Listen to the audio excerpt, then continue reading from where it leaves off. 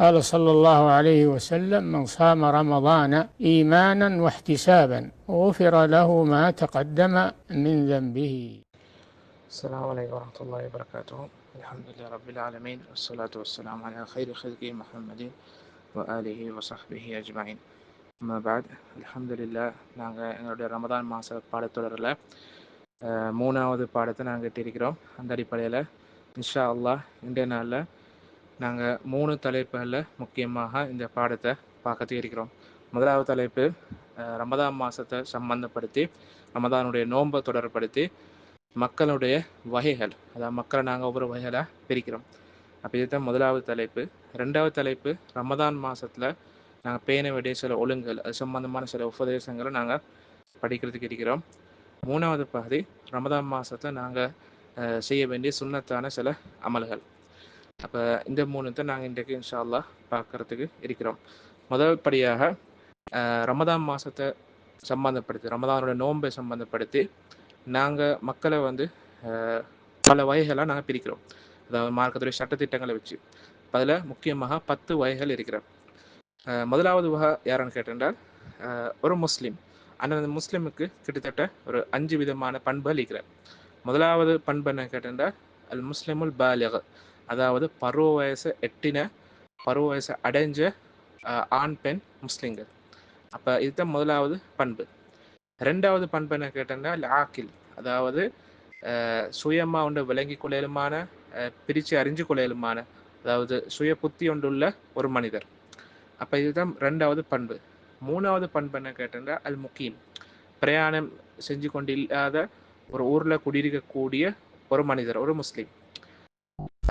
அடுத்த நாலாவது பண்பு என்ன கேட்டேன்னா அல் காதிர், அதாவது நோன்பு பிடிக்கிறதுக்கு சக்தி உரியவர். சரி, அதுதான் நாலாவது பண்பு. இப்போ அஞ்சாவது பண்பு என்ன கேட்டேன்னா நோன்பு பிடிக்கிறதுக்கு தடையாகக்கூடிய காரணங்கள், அந்த மாதிரி காரணங்கள்லேருந்து விலகிக்கக்கூடிய ஒரு நபர். அப்போ இந்த மாதிரி 5 பண்புகள் இருக்கக்கூடிய ஒரு முஸ்லீம் நாங்கள் எடுத்துக்கொண்டு சொல்லி சொன்னால், அப்போ இதுதான் முதல் வகையாக எங்களுக்கு எடுத்துக்கொள்ளலாம்.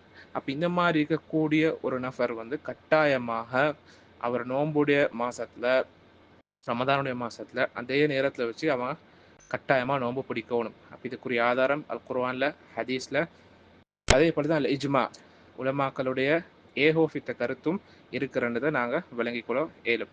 அப்போ சூரத்துல் பக்ரால அல்லாஹ் தஆலா சொல்லி காட்டுறான், ஃபமன் ஷஹித மின்கும் ஷஹ்ர ஃபல்யஸும், உங்களில் யாராவது ஒருத்தர் இந்த மாதத்தை அடைஞ்சு கொண்டால் அவர் அதில் நோன்பு பிடிக்கட்டும் என்றதை அல்லாஹ் தஆலா சொல்லி காட்டுறான். அதே போல தான் ஸல்லல்லாஹு அலைஹி வஸல்லம் சொல்லி காட்டுறாங்க, இதை ரஅய்துமூஹு ஃபஸூமு, நீங்கள் பொறைய கண்டுட்டேன்னு சொல்லி சொன்னால் நீங்கள் நோன்பு பிடிங்கோ என்றதை ஸல்லல்லாஹு அலைஹி வஸல்லம் அவங்க ஏவலாக ஒரு கமாண்டாக சொல்லி காட்டுறாங்க. அப்போ குர்ஆன்லையும் ஹதீஸ்லையும் உள்ள ஒரு விஷயந்தான், ஒரு முஸ்லீம் ஒன்று பருவ வயசு அடைஞ்சு அதே போல் புத்தி யோசனையும் இருந்து ஒரு ஊரில் குடியிருக்கக்கூடிய ஒருத்தர் இருந்து நோம்பு பிடிக்கிறதுக்கு சக்தியும் இருந்து அதே நேரம் நோம்பு பிடிக்கிறதுக்கு தடையாகக்கூடிய காரணங்கள் இருந்தும் விலகிருக்கிற சொல்லி சொன்னா அவர் கட்டாயமாக ரமதானுடைய மாதத்துல நோம்பு பிடிக்கணும் என்று நாங்கள் விளங்கிக் கொள்ளணும்.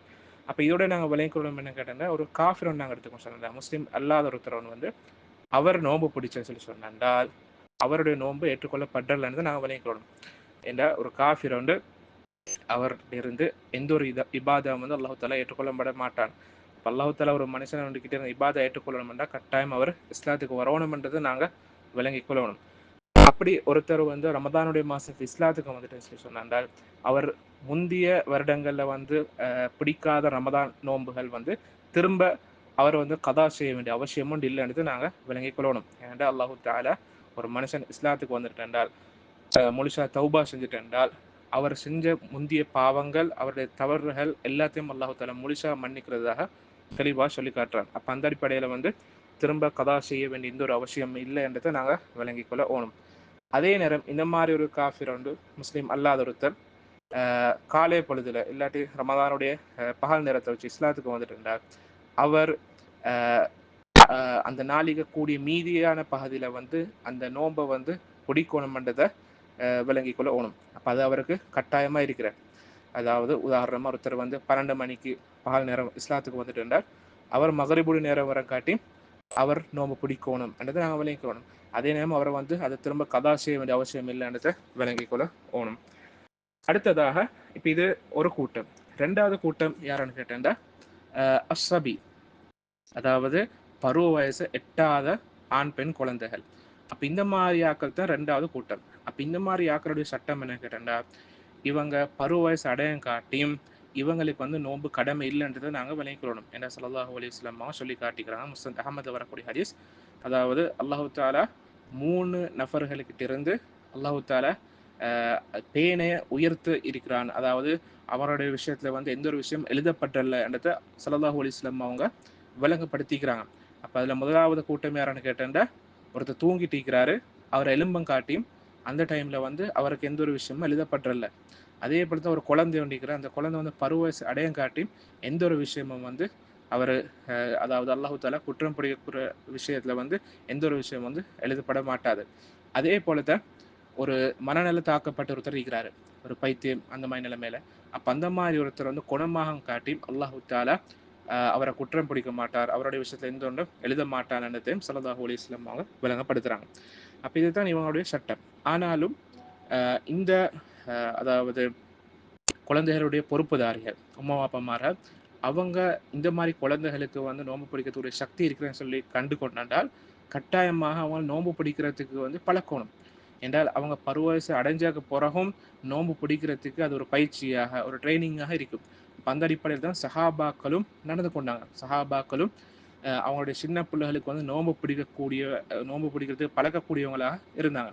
அப்படி சஹாபாக்களோட வரலாறு நீங்கள் பார்க்கலாம். சஹீஹ் புகாரில் வந்து வரக்கூடிய ஹதீஸ், ஸல்லல்லாஹு அலைஹி வஸல்லம் அவங்க நோன்பு பிடிக்கிறதுக்கு மக்களுக்கு ஏவின உடனே சஹாபா பெண்மணிகள் வந்து அவங்களோட பிள்ளைகளுக்கு வந்து நோன்பு பிடிக்கிறதுக்கு பழக்கக்கூடியவங்களாக இருந்தாங்க. அப்ப அதே நேரம் அவங்களுக்கு பசி வந்து சின்ன பிள்ளைகளுக்கு பசி வந்து அழுகிற நேரம், அவங்க அந்த அழுது கொண்டிருக்கிற நேரம் வந்து சஹாபா பெண்மணிகள் வந்து அந்த பிள்ளைகளுக்காக வேண்டி பஞ்சிகள் மூலமாக அதாவது கம்பிலி ஊல்னு சொல்லுவோம். அப்ப அது மூலமாக அதாவது பொம்மைகள் இந்த மாதிரி விஷயங்கள் விளையாடுறதுக்காக செஞ்சு கொடுத்து அவங்கள வந்து சந்தோஷப்படுத்துவாங்க என்றது நாங்கள் ஹதீஸ்லேருந்து படித்து கொள்ளையிலுமான ஒரு விஷயம். அப்போ அதே நேரம் அவங்க இஃப்தாருடைய நேரம் வரங்காட்டி இப்படியே அவங்கள விளையாட வச்சு அவங்கள வந்து பழக்கிறதாக சஹாபாக்களுடைய வரலாறுலேருந்து எங்களுக்கு படித்து கொள்ளலாம். அடுத்த 3வது கூட்டம் யாருன்னு கேட்டா, சுயநினைவு இல்லாத, அதாவது மனநல பாதிக்கப்பட்ட ஒரு பைத்தியம் ஆகக்கூடிய ஒருத்தர். இவர் தான் 3வது கூட்டம். அப்ப இப்படி ஆகக்கூடிய ஒருத்தர்கிட்ட வந்து அக்கலன்னு சொல்லக்கூடிய சுய புத்தி இல்லாத ஒருத்தர். அப்ப அந்த மாதிரி இருக்கக்கூடிய ஒருத்தருக்கு வந்து நோன்பு கடமை இல்லைன்னு நாங்க விளங்கிக்கொள்ளணும். ஏன்னா ஒருத்தருடைய சுய புத்தின்னு சொல்றது வந்து அது இருந்தால்தான் அவருக்குரிய எல்லா விதமான கடமைகளும் வந்து சம்பந்தப்பட்டதை நாங்க விளங்கிக்கொள்ளணும். ஒருத்தர் வந்து சுய புத்தி இல்லாட்டி அதாவது மனோநிலைமை அவருடைய மனோநிலைமை இழந்து ஒரு பைத்தியமான நிலைமை இருக்கிற சொல்லி சொன்னா அவருடைய நோய் நீங்கும் வர காட்டியும் அல்லாஹு தாலா குற்றம் பிடிக்க மாட்டானது நாங்கள் ஏற்கனவே படித்த ஹதீஸ் முஸ்னத் அஹமதுல வரக்கூடியது. அப்போ அந்த அடிப்படையில் வச்சு இந்த மாதிரி இருக்கக்கூடிய ஒருத்தர் வந்து அவர் வந்து அந்த நோய் குணமாயினா கூட அவர் திரும்ப வந்து கதா செய்ய வேண்டிய அவசியம் உண்டு இல்லைன்னு நாங்கள் விளங்கிக்கிறோம். ஏன்னா இவருக்கு இந்த மாதிரி கூட நிலைமையில வந்து அவருக்கு நோன்பு வாஜிபே இல்லை வணங்குற அப்படி இருக்கிற நிலைமையில கடமை ஒன்றே இல்லாத ஒரு நிலைமையில வந்து திரும்ப அவர் கதா செய்ய வேண்டிய அவசியமும் இல்லைன்றது நாங்கள் விளங்கிக்கொள்ளணும்.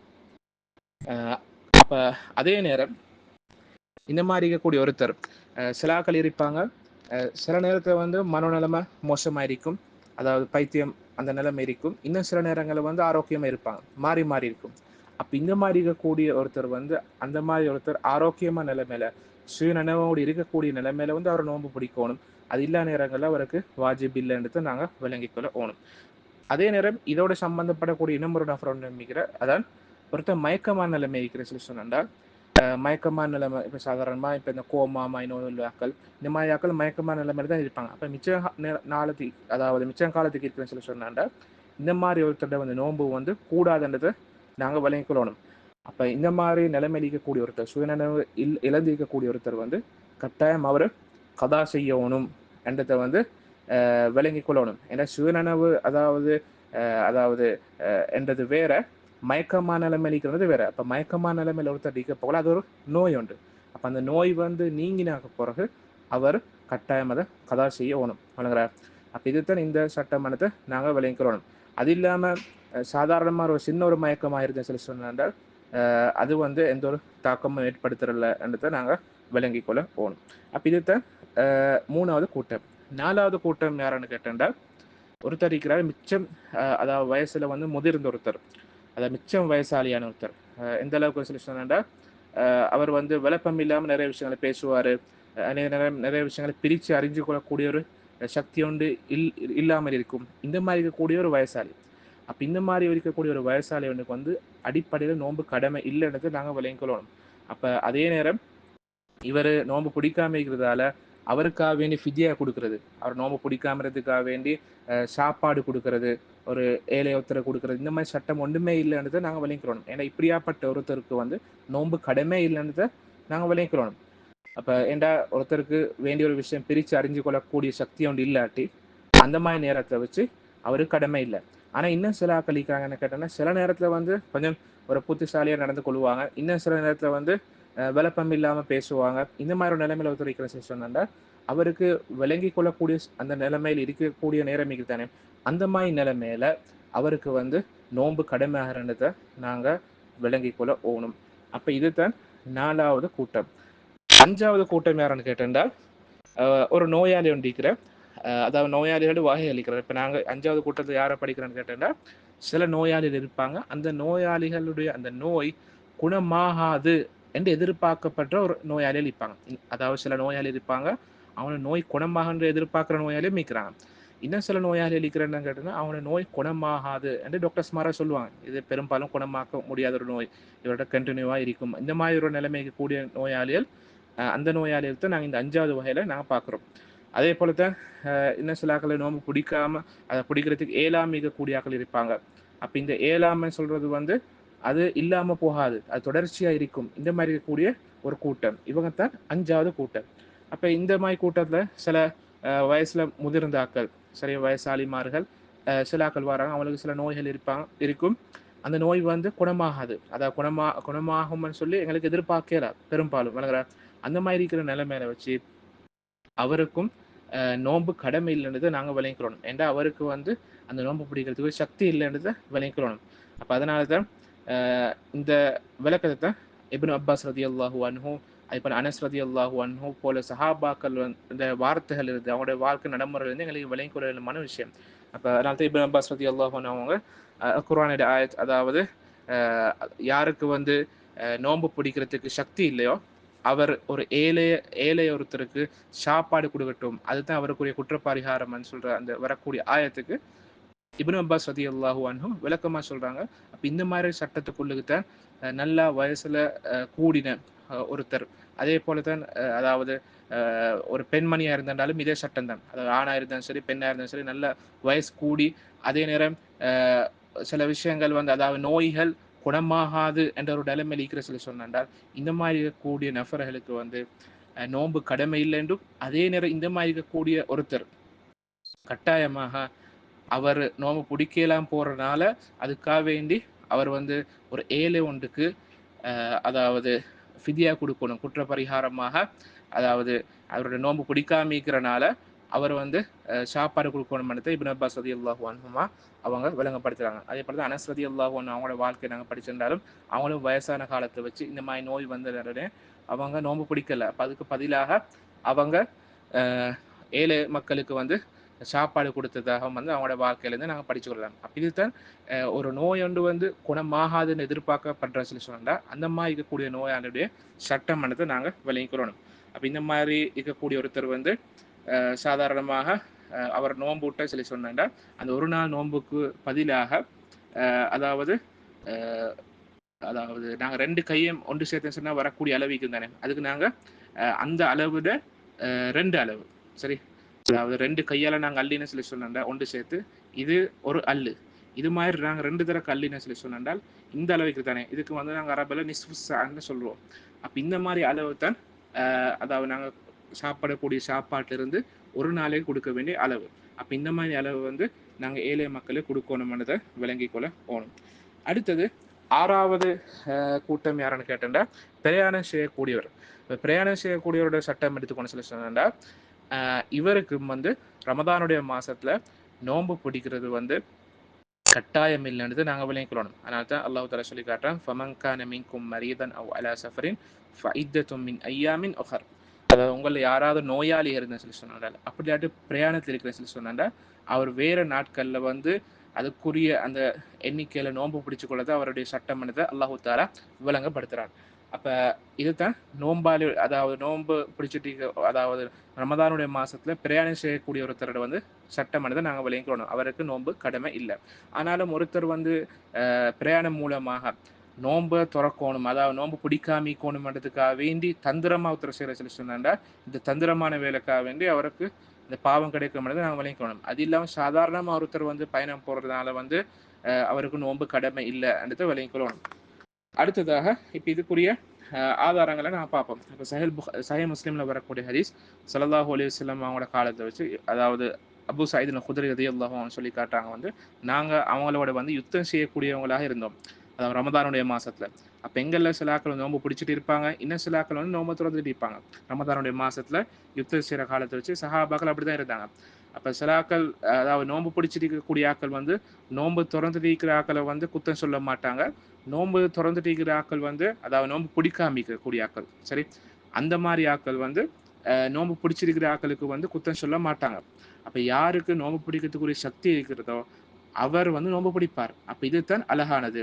அதே நேரம் யாருக்கு வந்து நோன்பு பிடிக்கிறது வந்து கஷ்டமாயிக்கிறோம், அது பலவீனமாயிக்கிறோம், அந்த மாதிரி ஆக்கள் வந்து நோன்பு விடுவாங்க. அப்ப இதை வந்து எந்த ஒரு பிரச்சனையாகவும் வந்து கணக்கெடுக்கல. இது ஒரு நல்ல விஷயம் என்னத்த சஹாபாக்களோட காலத்துல, அதாவது ஸல்லல்லாஹு அலைஹி வஸல்லம் இருக்க போல சஹாபாக்கள் வந்து இப்படித்தான் விளங்கி கொண்டதை நாங்கள் ஹதீஸ் மூலமா படிச்சு கொள்ளலாம்.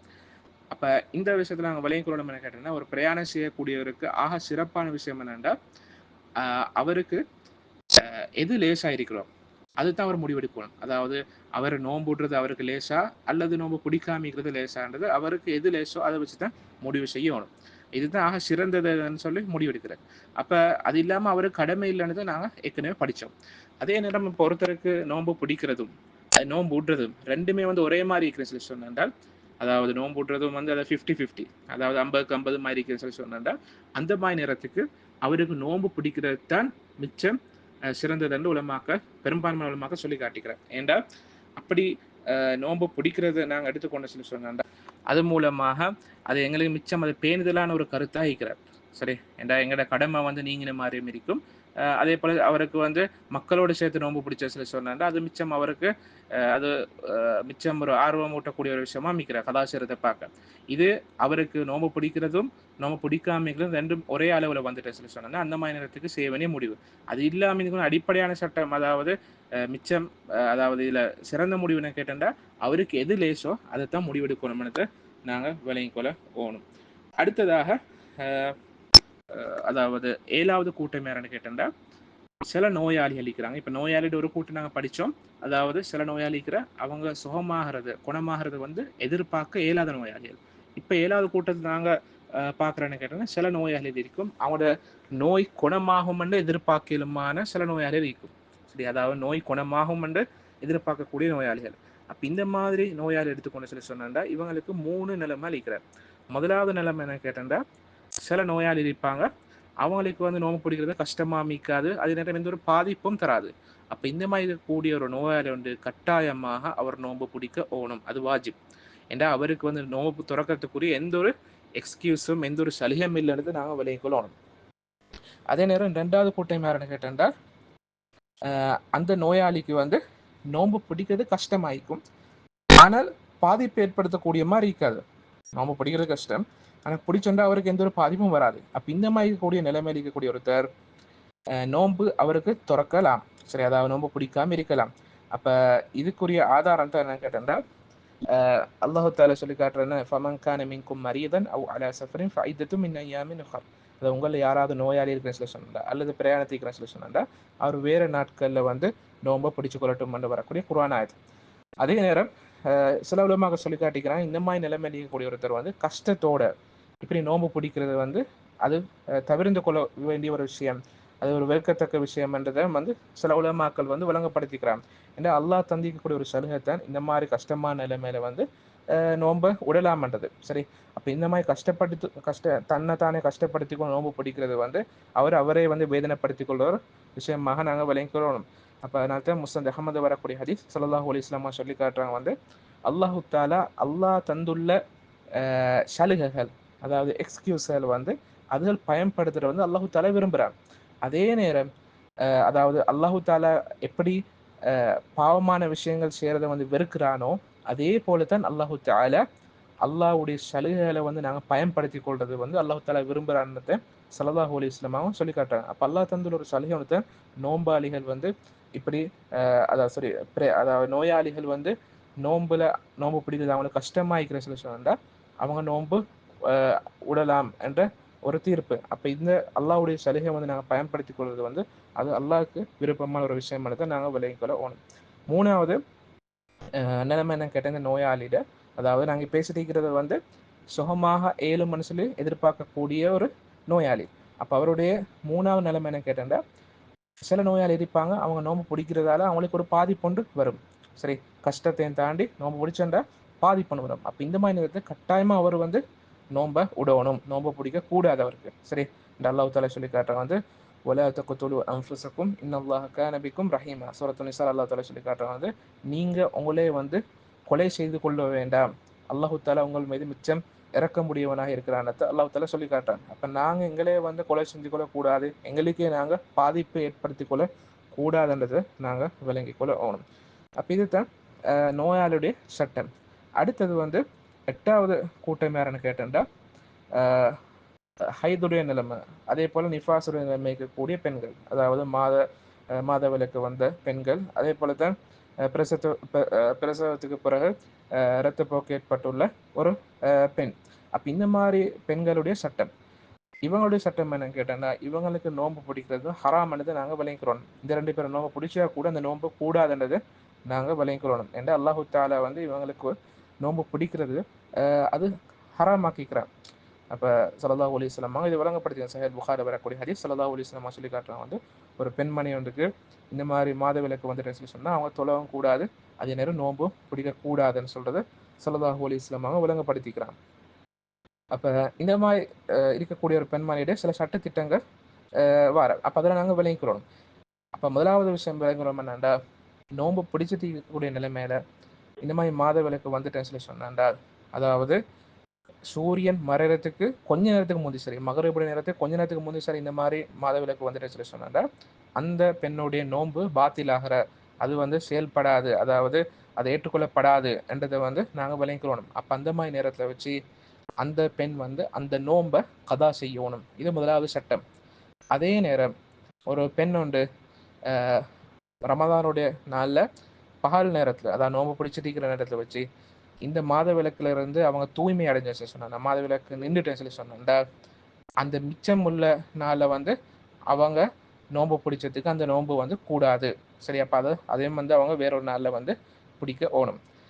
மூணாவது சட்டம் என்ன கேட்டாண்டா, இந்த மாதிரி மாதவிலக்கு கூடிய ஒரு பெண்ணுடைய சட்டம், இரவு நேரத்தில் வந்து ரமதானுடைய இரவில் வந்து இந்த ஒரு பெண் வந்து தூய்மை அடைஞ்சிட்டு சொல்லி சொன்னாண்டால், அதாவது ஃபஜ்ரு நேரத்துக்கு கொஞ்ச நேரத்துக்கு முந்தி சரி தூய்மை அடைஞ்சிட்டு சொல்லி சொன்னாண்டால் அந்த மாதிரி நேரத்தில் கட்டாயமாக நோன்பு பிடிக்கணும்ன்றதை நாங்கள் விளங்கி கொள்ளணும். ஏன்னா அந்த மாதிரி நேரத்துக்கு அவருக்கு நோன்பு கடமை ஆகிறார். சரி, அதே நேரம் நோன்பு தடுக்கக்கூடிய எந்த ஒரு காரணமும் இல்லை. அப்போ அந்த மாதிரி நேரத்தில் கட்டாயம் வந்து நோன்பு பிடிக்கணும். அப்போ அந்த நேரத்தில் அந்த பெண் வந்து சுபகுக்கு பிறகு குளிச்சு வந்தாலும் சரி, எந்த நேரத்தில் குளிச்சுட்டாலும் சரி, கட்டாயமாக வந்து நோன்பு கடமையாகிறன்றதை நாங்கள் விளங்கி கொள்ள போகணும்.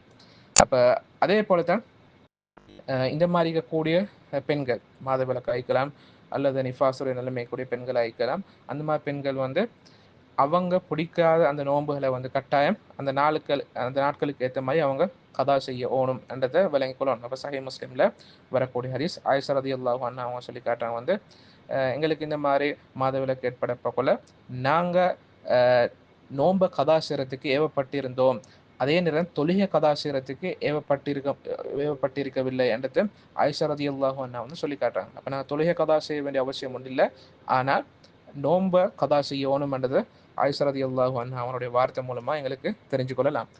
அடுத்தது 9வது கூட்டம் யாருன்னு கேட்டா, அதாவது கர்ப்பிணி பெண், அதே போல தான் பால் ஊட்டக்கூடிய ஒரு பெண். சரி, அதாவது தாய்ப்பால் கொடுக்கக்கூடிய ஒரு பெண். இந்த 2 பெண்களை நாங்கள் எடுத்துக்கொண்டு சொல்லி சொன்னாண்டா, இந்த மாதிரி 2 பேரும் வந்து அவங்களுக்கு ஏதாவது நோன்பு பிடிச்சோன்னு சொன்னால் பாதி பருமன்னு பயப்படுறேன்னு சொல்லி சொன்னாண்டா. அப்படி இல்லாட்டி அந்த அவங்களோட குழந்தைக்கு பௌத்திக்கக்கூடிய குழந்தை அப்படி இல்லாட்டி பால் கொடுக்கக்கூடிய அந்த குழந்தைக்கு ஏதாவது பாதிப்புன்னு வரும்போது பயந்துட்டேன்னு சொல்லி சொன்னா இந்த மாதிரி பெண்களுடைய சட்டம் என்ன? அப்ப இதுதான் 9வது குரூப், 9வது வகை. அப்ப இவங்களுடைய சட்டம் என்ன கேட்டால் இவங்களுக்கு நோன்பு பிடிக்காமிக்கிறது, நோன்பு விட்டுறது வந்து கூடும் என்றதை எங்களுக்கு விளங்கிக் கொள்ள இயலும். ஏன்னா இதுக்குரிய ஹதீஸ் முஸ்னத் அஹமதுல வரக்கூடிய ஹதீஸ். ஸல்லல்லாஹு அலைஹி வஸல்லம் அவங்க சொல்லி காட்டுறாங்க வந்து அல்லாஹு தஆலா பிரயாணம் செய்யக்கூடிய ஒருத்தருக்கு அதாவது தொழுகையுடைய அதாவது அரவாசை வந்து அல்லாஹு தஆலா லேசாக்கிக்கிறான். ஏன்டா எங்களுக்கு தெரியும் பிரயாணம் செய்யக்கூடிய ஒருத்தர் வந்து அவர் பிரயாணம் செய்யப்போக்குள்ள வந்து முழுசா தொழ மாட்டார். அதாவது 4 ரக்காத்துள்ள தொழுகையில வந்து அவர் வந்து அரவாசத்தான் தொழுகிறார், 2 ரக்காத்தை தொழுகிறார். அப்ப அல்லாஹு தஆலா இந்த மாதிரி பிரயாணம் செய்யக்கூடிய ஒருத்தருக்கு வந்து தொழுகையுடைய அரவாசி பகுதியை வந்து லேசாக்கி வச்சுக்கிறான். அப்ப இது தொழுகை. அது மட்டும் இல்ல, இன்னும் நோம்பையும் அல்லாஹு தஆலா லேசாக்கி வச்சுக்கிறான். வஸ்ஸௌம அனில் முசாஃபிரி வ அனில் முர்தி வல் ஹுப்லா. அதே போலத்தான் 3 பேருக்கு வந்து அல்லாஹு தஆலா நோம்பை வந்து லேசாக்கி வச்சுக்கிறான். அந்த 3 பேரும் யாருன்னு கேட்டாங்கன்னா பிரயாணம் செய்யக்கூடியவர், அதே போலத்தான் பால் ஊட்டக்கூடிய தாய்ப்பால் கொடுக்கக்கூடிய ஒரு பெண், அதே போலத்தான் கர்ப்பிணியா இருக்கக்கூடிய ஒரு பெண். அப்ப இந்த 3 பேருக்கும் அல்லாஹு தஆலா நோம்பை வந்து லேசாக்கி வச்சுக்கிறான்றதை இந்த ஹதீஸ் மூலமா நம்ம படிச்சு கொள்ளலாம். அப்ப அதனால ஒரு பால் ஊட்டக்கூடிய ஒரு பெண்மணி அப்படி இல்லாட்டி கர்ப்பிணி பெண் வந்து பாதிப்பு வருமன்றது உறுதியாயிட்டு சொல்லி சொன்னால் சரி, அவக்கோ அல்லது அவரோட பிள்ளைக்கோ பாதிப்பு வருமானது உறுதியாயிட்டு சொல்லி சொன்னா அந்த மாதிரி நேரத்துக்கு நோம்ப உடலாமனத்தை நாங்கள் விளங்கிக்கலாம். ஆனா அதுக்கு பிறகு ஒரு சட்டம்னு வர அந்த சட்டத்தை உலமாக்கள் மத்தியில ஒரு கருத்து வேறுபாடு இருக்கிற. அதாவது இப்படி ஒரு பெண்மணி அதாவது பால் ஊட்டக்கூடிய பெண்மணியா இருந்தாலும் சரி, கர்ப்பிணி பெண்ணாயும் சரி, நோன்பு விட்டேன்னு சொல்லி சொன்னாங்க அதுக்கு பிறகு வரக்கூடிய சட்டம் அவ என்ன செய்யணும் என்றதை வந்து உலமாக்கள் மத்தியில கருத்து வேறுபாடு இருக்கிறார். இப்ப நாங்க இது படிச்சுட்டு இருக்கக்கூடிய இந்த கிதாப் ஷேக் அப்துல்லா அலி ரியானி ஹஃபிதஹுல்லா, அந்த அவர் தான் இந்த கிதாபுடைய நூல் ஆசிரியர். அவருடைய கருத்து என்னென்றால் இந்த மாதிரி இருக்கக்கூடிய ஒரு பெண்மணி வந்து அதாவது பயம் காரணமா பாதிப்பு வருமானது உறுதியாயிட்டு இந்த மாதிரி நோன்பு விட்டு சொல்லி சொன்னாண்டா இந்த 2 பேரும் வந்து கதா மட்டும்தான் செய்யணும் என்றதுதான் அவருடைய கருத்தாக பதிவு செஞ்சுக்கிற அது சில ஹதீஸ்ல ஆதாரங்களா வச்சு. ஆனாலும் இதுல மிச்சம் பலமான ஏற்றமான கருத்து என்ன கேட்டால் அதாவது இந்த மாதிரி இருக்கக்கூடிய பெண்மணிகளை வந்து நாங்க 2 நிலைமையா வந்து பார்க்கணும்.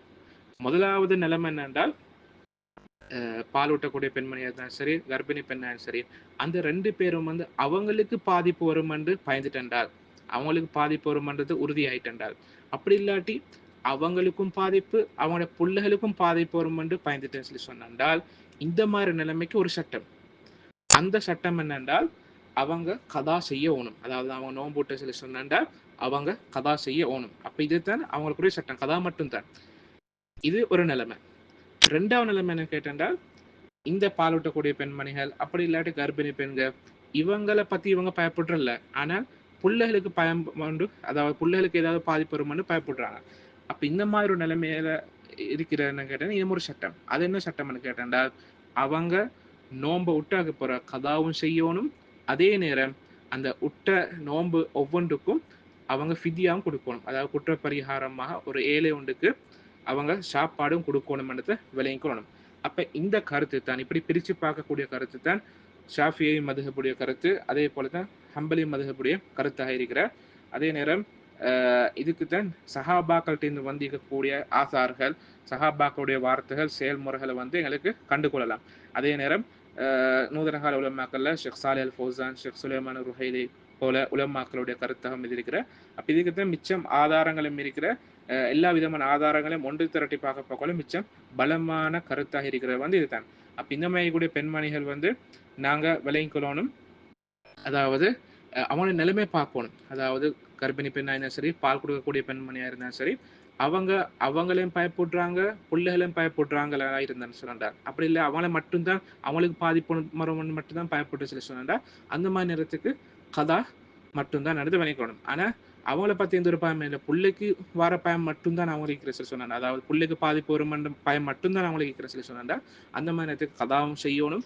அதே நேரம் அந்த உட்ட நோன்பு ஒவ்வொன்றுக்கும் வந்து அவங்க குற்ற பரிகாரமாக ஒரு ஏழை ஒன்றுக்கு அதாவது சாப்பாடு கொடுக்கணும்ன்றது விளங்கிக்கணும். அப்ப ஒரு ஏழை ஒன்று கொடுக்குறேன்னு சொல்லி சொன்னால் ஒவ்வொரு நாளுக்கும் ஒரு அதாவது ஏற்கனவே சொல்லி காட்டுற மாதிரி ஒரு அதாவது 2 கையளவு, அதாவது 2 கையளவோட வந்து அந்த அளவு வந்து 2 தடவை கொடுக்குறாரு. சரி, அதாவது நாங்கள் 2 கையை முடி சேர்த்து சொல்லி சொன்னோம்னா அது ஒரு அளவு, அது மாதிரி 2 அளவு வந்து கொடுக்கணும். சரி, அதாவது கிட்டத்தட்ட நாங்கள் கிலோவில் எடுத்து சொல்லி சொன்னாண்டா 1.5 கிலோமீட்டர் ஒரு 1.5 கிலோமீட்டர் வரும், அல்லது 1.25 கிலோமீட்டர் வரும். சரி, அப்போ இந்த மாதிரி கணக்கு வந்து ஒரு நாளைக்கு நாங்கள் கொடுக்கணும்னதை விளங்கி கொள்ள போகணும். அடுத்ததாக 10வது கூட்டம் என்னன்னு கேட்டால், ஒருத்தர் நோன்பு துறக்கத்துக்கு வந்து அவருக்கு அவசியம் ஆகிக்கிற அது காரணம் என்ன கேட்டா, ஜிஹாதுடைய சந்தர்ப்பம், அல்லாஹ்வுடைய பாதையில போராடக்கூடிய சந்தர்ப்பம், அந்த நேரத்துக்கு வந்து எதிரியோட போராட்டத்துக்கு வந்து அவருக்கு சக்தி தேவை, உடம்புல வந்து பலன் தேவை. அந்த மாதிரி நேரத்துக்காக வேண்டி ஒருத்தர் வந்து அதாவது நோன்பு துறக்கிறது தேவைப்படுறேன்னு சொல்லி சொன்னா, இது ஒரு தனியான ஒரு காரணமானது நாங்கள் விளங்கிக்கொள்ளணும். அப்போ ஸல்லல்லாஹு அலைஹி வஸல்லமோட வாழ்க்கையிலிருந்து இதுங்களே படிச்சு கொள்ளலாம். சஹீஹ் முஸ்லிம் வரக்கூடிய ஹதீஸ், ஸல்லல்லாஹு அலைஹி வஸல்லமோட காலத்தில் சஹாபாக்கள் வந்து மக்கா வெற்றிக்காக வேண்டி போற பயணம், அதாவது ஜிஹாதுடைய நோக்கத்தில் அவங்க போனாங்க. அந்த மாதிரி சந்தர்ப்பம் ஒன்று வரும்னு சொல்லி, அப்போ அந்த மாதிரி நேரத்தில் அவங்க நோம்பாளியாக போனாங்க. அப்போ அந்த நேரத்தை வச்சு ஸல்லல்லாஹு அலைஹி வஸல்லம் சொல்லி காட்டுறாங்க வந்து, நீங்கள் உங்களோட எதிரிகளுக்கிட்ட இருந்து மிச்சம் நெருங்கிக்கிங்க, அந்த மாதிரி நேரத்தை வச்சு உங்களுக்கு நோன்பு துறக்கிறது, அதாவது நோன்பு விட்றது தான் மிச்சம் உங்களுக்கு வந்து பலமாயிருக்கும் என்றதை ஸல்லல்லாஹு அலைஹி வஸல்லம் சொல்லி காட்டுறாங்க. அப்போ இது ஜிஹாதுடைய நேரத்தை வச்சு எங்களோட உடம்புக்கு மிச்சம் தெம்பு பலன் வரணுன்றதுக்காக வேண்டி ஸல்லல்லாஹு அலைஹி வஸல்லம் அந்த மாதிரி நேரத்தை வச்சு நோன்பு விட்றதுக்கு வந்து அனுமதிச்சுக்கிறாங்க, அதுக்கு சலுகை கொடுத்துக்கிறாங்கன்னு நாங்கள் விளங்கி கொள்ள ஏறும். அப்போ அதே நேரம் இதில் நாங்கள் ஒரு விளங்கி கொள்ளமான ஒரு விஷயம் என்னென்னா, இன்னும் ஒரு சட்டம், இந்த பொதுவாக இந்த நோன்பு விடக்கூடிய சந்தர்ப்பங்கள் இருக்கிற, நோன்பு பிடிக்கக்கூடிய சந்தர்ப்பங்கள் இருக்கிற, அப்போ இதில் நாங்கள் விளங்க வேண்டிய இன்னொரு விஷயம் என்னென்னா, சிலாக்களுக்கு வந்து நோன்பு விடுறதுக்கான காரணம் வந்து வெளிரங்கமாயிக்கும், உடம்புல ஏதாவது குறைகள் அப்படி இல்லாட்டி வெளிரங்கமாக விளங்கத்துக்கு சில காரணங்கள் இருக்கும். அப்போ இந்த மாதிரி காரணங்கள் இருக்கிற இடத்துல வந்து நாங்கள் நோன்பு விட்றப்போ கொள்ள அதை நாங்கள் எல்லாருக்கும் விளங்குறதுக்கு மாதிரி நோன்பு விட்றது, இல்லை நோம்பால் இல்லைன்னு மாதிரி காட்டி கொள்றது வந்து அது பிரச்சனை ஒன்று இல்லை. ஆனாலும் சில காரணங்கள் இருக்கிற வந்து மறைவான சில காரணங்கள் இருக்கும், அடுத்தாக தெரியாத மாதிரி காரணங்கள். அப்போ இந்த மாதிரி காரணம் இருக்கக்கூடிய அதாவது இந்த மாதிரி காரணங்களால வந்து நோன்பு ஒருத்தர் விடுறேன்னு சொல்லி சொன்னா, அது அந்த மாதிரி நேரத்துக்கு வந்து அவர் ரகசியமாக வந்து அவர் நோம்பாளி இல்லைன்றத வந்து அதாவது வெளியாக்களுக்கு காட்டி கொள்ளாம இருக்கிறத மிச்சம் சிறந்தது, மிச்சம் ஏற்றமானதை நாங்கள் விளங்கிக்கொள்ளணும். அப்போ அவர் நோம்பாளி இல்லைன்றது வந்து அது வெளியே காட்டிக்கொள்ளாமிக்கிறத மிச்சம் பொருத்தமானது. ஏன்னா அது மூலமாக வந்து வேற வேற ஆக்களுக்கு வந்து பிரச்சனைகள் வரப்படாது.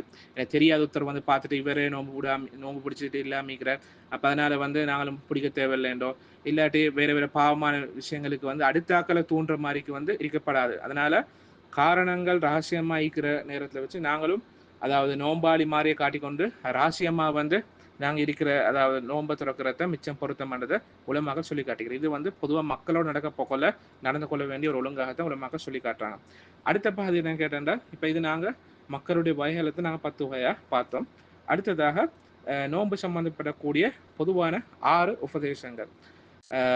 ஏன்னா நோன்புடைய மாதம் வந்துச்சுன்னா நாங்கள் நிறைய இபாதாக்கள்ல மிச்சம் கஷ்டப்பட்டு ஈடுபட வேண்டிய ஒரு காலப்பகுதி தான் இந்த ரமதானுடைய காலம் சொல்றாரு. அப்ப இந்த மாதிரி ரமதானுடைய காலத்தை வச்சு எங்களுக்கு மிச்சம் பேணுதலாக இருக்க வேண்டிய 6 உபதேசங்கள் நாங்க இதுல படிப்போம். இப்ப முதலாவதாக விஷயம் என்னன்னு கேட்டா, இந்த நோன்புடைய மாசத்துல நாங்க பொடுப்போக்கா இருக்கிற விஷயத்துல இருந்து மிச்சம் கவனமா இருக்கோம். ரமதானுடைய மாசம் விளையாட்டுக்குரிய மாசமோ இல்லாட்டி வீண் விரயம் செய்யக்கூடிய மாசமோ இல்லை. அப்ப அந்த மாதிரி நேரத்துல வச்சு நாங்க தேவைக்கில்லாம விஷயங்கள்ல ஈடுபடுறது, பிரயோஜனம் இல்லாத விஷயங்கள், தேவைக்கில்லாத போட்டிகளோ தேவைக்கில்லாத அதாவது ஒரு காட்சியில பார்த்து கொண்டு நாங்க எங்கட ரமதானுடைய மாசத்தை கவன இனம் இல்லாம நல்ல முறையில அதாவது இந்த நோன்பை பயன்படுத்திக் கொள்றதுக்கு நாங்க முயற்சி செய்யணும். அப்ப இந்த மாதிரி தேவைக்கில்லாத விஷயங்கள் வந்து நாங்க அல்லாஹ்க்கு செய்யக்கூடிய இபாதாக்கள் இருந்து எங்களை திசை திருப்பக்கூடியதாக இருக்கிறேன். அதனால இந்த மாதிரி விஷயங்கள்ல கவனமாக இருக்க போகணும். அடுத்த 2வது விஷயம் என்ன கேட்டா, நாங்க 2வது உபதேசம், இந்த நோன்புடைய மாசத்துல விதவிதமான சாப்பாடுகள் ஒருத்தர் சமைப்பாங்க. அப்ப இந்த மாதிரி சமைக்கிறது எந்த ஒரு பிரச்சனையும் இல்லை. ஆனால் இந்த மாதிரி சாப்பாடு விஷயத்துக்காக வேண்டி எங்களுடைய இபாதாக்களை வந்து பாழாக்கப்படாது. அப்ப இந்த மாதிரி விஷயங்களை நான் மிச்சம் கவனமா இருக்கோம். இந்த சிலாக்கள் இந்த சாப்பாடு காரணமாக சாப்பாட்டுக்காக வேண்டி சில இடங்களில் போவாங்க. ஊட்டளிக்கக்கூடிய பெண்களாக இருந்துன்னு சொன்னா மிச்சம் அவங்க கிச்சன்ல வந்து நேரத்தை கழிப்பாங்க. அப்ப இது மூலமாக சாப்பாடுல நோன்பு போற மாதிரிக்கு சரி, அந்த மாதிரி அதை நோன்புடைய ரமதானுடைய மாதம் சாப்பாட்டிலே கழிக்கிறது மாதிரி வந்து இருக்கப்படாது. அப்போ நோன்புல வந்து இபாதாக்குரிய அந்த பகுதியை வந்து நான் மிச்சம் முற்படுத்தணும்ன்றதை விளங்கி கொள்ள ஓணும். அதே நேரம் 3வது உபதேசம் என்னென்றால், இந்த நோன்புடைய மாசத்துல இருக்கக்கூடிய கடைசி பகுதி, கடைசி கடைசி 10 நாள் இந்த மாதிரி நாட்களில் வந்து நாங்கள் பொடுப்போக்காய்க்கிறது வந்து மிச்சம் கவனமாக இருக்கணும்.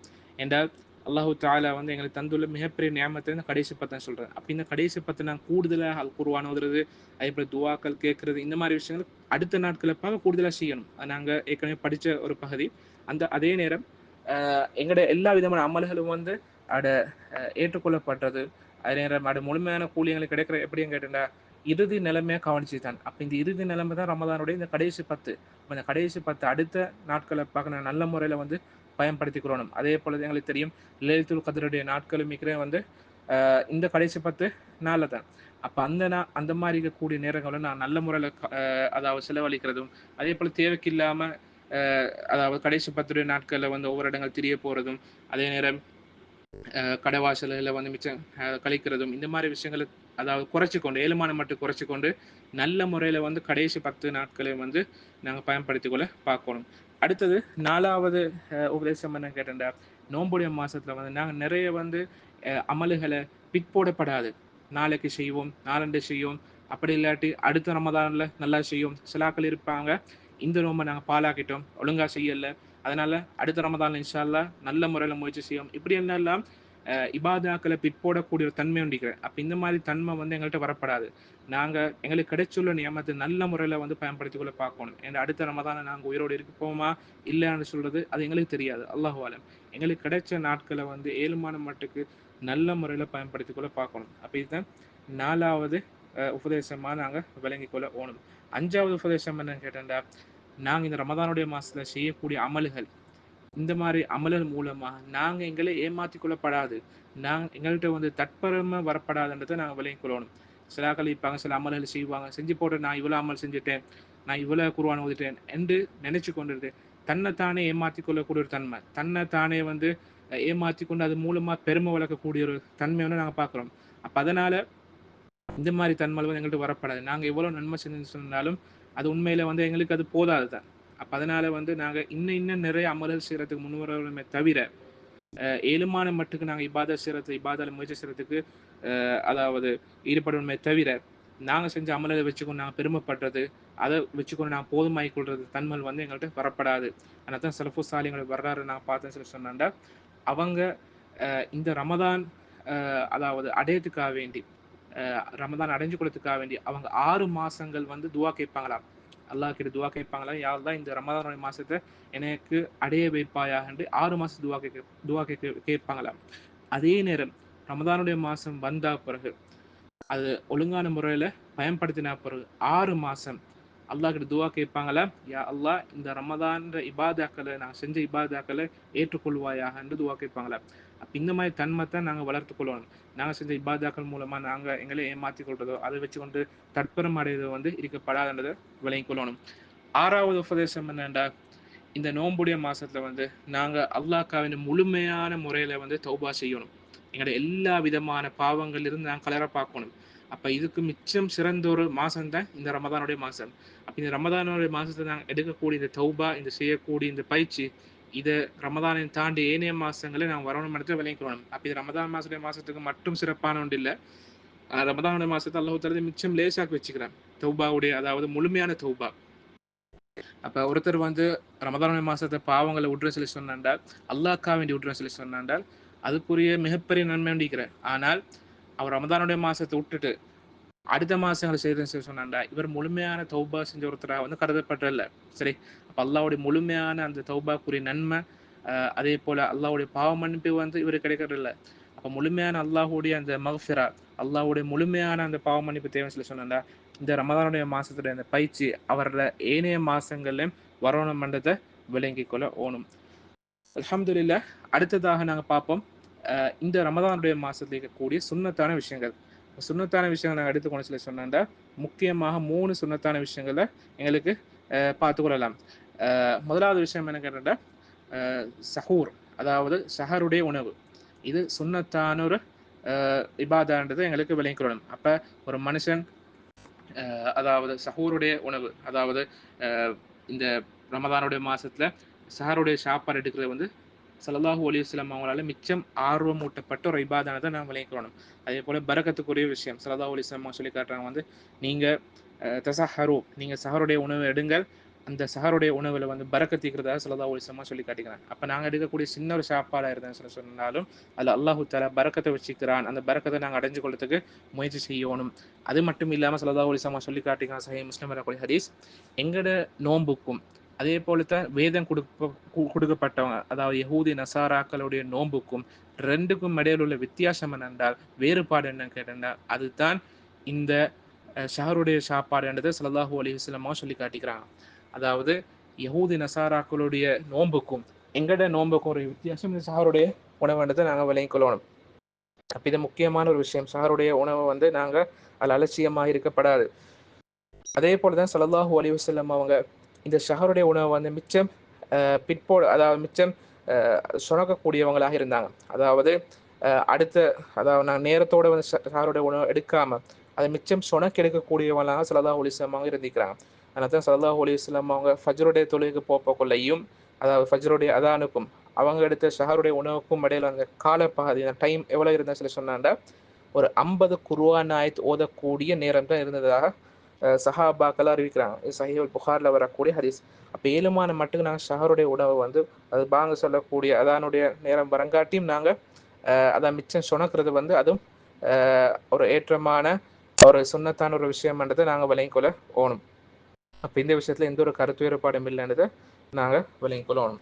அப்போ அதே போல் இந்த சஹருடைய சாப்பாடு எடுக்கிற நேரம் வந்து நாங்கள் எங்களோட நீயத்தில் வச்சு நாங்கள் அல்லாஹ்க்காக வேண்டியும் அல்லாஹ்வுடைய ரசூலுடைய கட்டளைக்காக வேண்டியும் இந்த சஹருடைய உணவு எடுக்கிறதாகவும், அதே போல் தான் இந்த சஹருடைய உணவு நாங்கள் எடுக்கிறது மூலமாக யஹூதி நசாராக்களுக்கு மாற்றமாக நடந்து கொள்வதாகவும், அதே போல் தான் இந்த சஹருடைய உணவு மூலமாக நாங்கள் பரக்கத்து பெற்றுக்கொள்வதாகவும், இது மூலமாக அல்லாஹ்வுடைய இபாதா செய்றதுக்கு நாங்கள் எங்களோட உடம்புக்குரிய சக்தி பலனை வந்து எடுத்துக்கொள்வதாகவும், இந்த மாதிரி நல்ல நீயத்துகளை வந்து எங்களோட உள்ளத்தில் வந்து நாங்கள் வளர்த்து கொள்ளணும். அதாவது ஷஹருடைய நேரத்தில் வந்து நான் சாப்பாடு அடிக்க போல இந்த மாதிரி நீயத்தில் வந்து தான் நாங்கள் சாப்பாடு எடுக்கணும்ன்றதை விளங்கிக்கொள்ள ஓணும். அடுத்ததாக ரெண்டாவது சுன்னத்து என்ன கேட்டேன்டா, நோன்பு துறக்கிறத வந்து அதை நாங்கள் அவசரப்படுத்தணும். எப்படி நாங்கள் ஷஹருடைய உணவை வந்து ஏழுமனப்பட்டு சுணக்கினோமோ அதே போல தான் ஷஹருடைய அதாவது உணவை நாங்கள் சுணக்கினது போல இஃப்தாருடைய அதாவது நோன்பு துறக்கத்துக்குரிய நேரத்தை வந்து நாங்கள் அவசரப்படுத்தணும். அதனால தான் சுனன் நபி தாவூதில் வரக்கூடிய ஹதீஸ் ஸல்லல்லாஹு அலைஹி வஸல்லம் சொல்லி காட்டுறாங்க, இந்த மார்க்கம் வந்து அது மேலோங்கிய நிலைமையில இருக்குமா, அதாவது இஸ்லாமிய மார்க்கம் எப்பயுமே மேலோங்கி அது வெற்றிகரமாக இருக்குமா எது வரங்காட்டுமான்னு கேட்டேன்டா, மக்கள் அதாவது இந்த நோன்பு துறக்கிறத எந்த அளவுக்கு வந்து அவசரப்படுத்துகிறாங்களோ அந்த அளவு வரங்காட்டியும் அந்த காலம் வரங்காட்டியும் இந்த இஸ்லாமிய மார்க்கம் அது மேலோங்கியதாக இருக்கும் என்று ஸல்லல்லாஹு அலைஹி வஸல்லம் சொல்லி காட்டிக்கிறான். வேறு ரிவாயத்தில் ஸல்லல்லாஹு அலைஹி வஸல்லம் சொல்லி காட்டிக்கிற வந்து பொதுவாக முஸ்லீம்கள் வந்து நல்ல நிலைமையில் இருப்பாங்க என்றதை சொல்லி காட்டிக்கிறார். அதாவது எப்பெல்லாம் நாங்கள் வந்து இந்த இஃப்தாருடைய உணவு நாங்கள் அவசரமாக எடுக்கிறோமோ அந்த அளவுக்கு வந்து அதை நாங்கள் சுணக்காமல் அவசரமாக எடுக்கிற காலம் வரங்காட்டியும் நாங்கள் நல்ல முறையில் இருக்கும். அதே போல் எங்களோட தீனும் வந்து மேலோங்கி இருக்கும்ன்றதை ஸல்லல்லாஹு அலைஹி வஸல்லம் சொல்லி காட்டிக்கிறாங்க.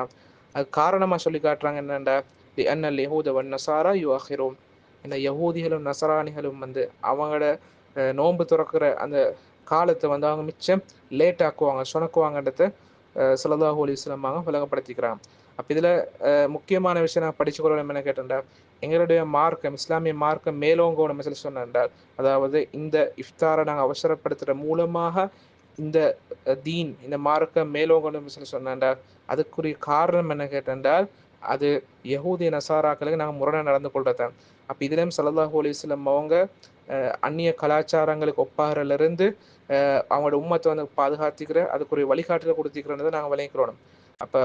அப்போ இது மூலமாக நாங்கள் விளைக்கிறோம் என்னன்னு கேட்டேன்டா, எங்களுடைய மார்க்கம் மேலோங்கோணமாக இருந்தேன்னு சொல்லி சொன்னால் அதுக்குரிய காரணம் என்னன்னு கேட்டால், நாங்கள் யஹூதி நசாராக்களுக்கு எப்பயுமே ஒப்பாகப்படாது, அவங்கள்ட்ட இருந்து நாங்கள் வேறுபட்டு தான் எங்களுடைய மார்க்க விஷயங்கள் எல்லாத்தையும் அமைச்சுக்கொள்ளணும்ன்றதை விளங்கிக்கிறோம். அவங்களோட அடிவரிசையில் வந்து நாங்கள் போகப்படாது. அதே போல தான் ஸல்லல்லாஹு அலைஹி வஸல்லம் சொல்லி காட்டுறாங்க வந்து மக்கள், அதாவது என்னுடைய உம்மத்தை சார்ந்த மக்கள் நட்சத்திரங்களை கவனித்து நட்சத்திரங்களை வந்து பார்த்து நோன்பு துறக்காமல் இருக்கும் வரங்காட்டி என்னுடைய உம்மத்தை என்னுடைய சுன்னத்திலே தொடர்ந்து இருப்பாங்கன்றதை ஸல்லல்லாஹு அலைஹி வஸல்லம் சொல்லி காட்டிக்கிறாங்க. இது சஹீஹ் இப்னு ஹிப்பானில் வரக்கூடிய ஹதீஸ். அதாவது ஸல்லல்லாஹு அலைஹி வஸல்லமோட உம்மத்து நட்சத்திரங்களை கவனித்து நோன்பு அதாவது நோன்பு துறக்காமல் இருக்கும் காட்டியும் அவங்க நபி ஸல்லல்லாஹு அலைஹி வஸல்லம் அவங்களுடைய சுன்னாலே இருக்கும்ன்றதை ஸல்லல்லாஹு அலைஹி வஸல்லம் சொல்லி காட்டிக்கிறார். அப்போ நாங்கள் நட்சத்திரங்களை எதிர்பார்த்து அதாவது எங்களுக்கு தெரியும் சூரியன் மறையிற நேரம், அந்த நேரத்தை நாங்கள் மகரிபுடைய நேரம்னு சொல்கிறோம். அப்போ அந்த மாதிரி நேரத்தில் வச்சு நாங்கள் நோன்பு துறக்கணும்.